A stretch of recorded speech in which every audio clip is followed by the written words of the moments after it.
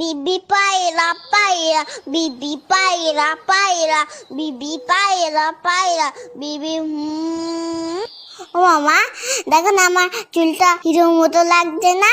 হ্যাঁ তো, তবে বাবান চুলটা আরেকটু কাটিয়ে নিয়ে আসি চল, তাহলে পারফেক্ট হিরো লাগবে। ও মা শোনো, তুমি দোকানদারকে বলবে আমাকে যেন হিরোর মতো চুল কাটিয়ে দেয়, পুরো যেন শাহরুখ খানের মতো দেখতে লাগে। ও মা বলো না, বলবে তো? বলবে না তো? উফ, চুপ কেন করে রয়েছো, কথা কেন বলছো না? হ্যাঁ হ্যাঁ রে বাবা, দোকানদারকে বলবো তোকে শাহরুখ খানের মতনই চুল কাটিয়ে দেবে। ওকে। কি বৌদি, কেমন আছেন? খবর সব ভালো তো? হ্যাঁ দাদা ভালো। আরে বাবান, কেমন আছো?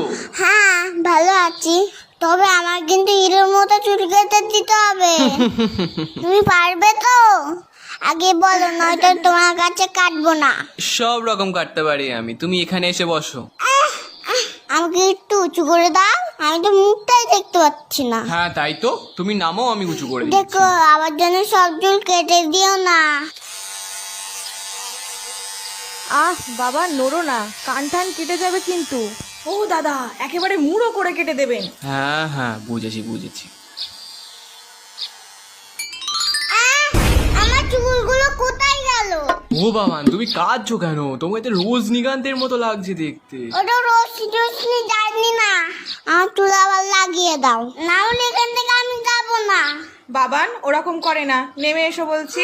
আমার দেখো আমাকে টাক করে দিচ্ছে, তুমি আঙ্কেলকে বকো, বকবে না। শোন, টাক হয়েছিস তো কি হয়েছে, ও আবার দুদিনে চুল গজিয়ে যাবে, তাছাড়া তো তোর হিরোর মতনই লাগছে। ঠিক আছে ঠিক আছে, টাক যখন হয়ে গেছি তাহলে চকলেট দাও। এই তো বাবান, ভালো ছেলে, বাহ বাহ। তুমি চুপ করো, তোমার দেখো না আর কখনো চুল কাটতে আসে না।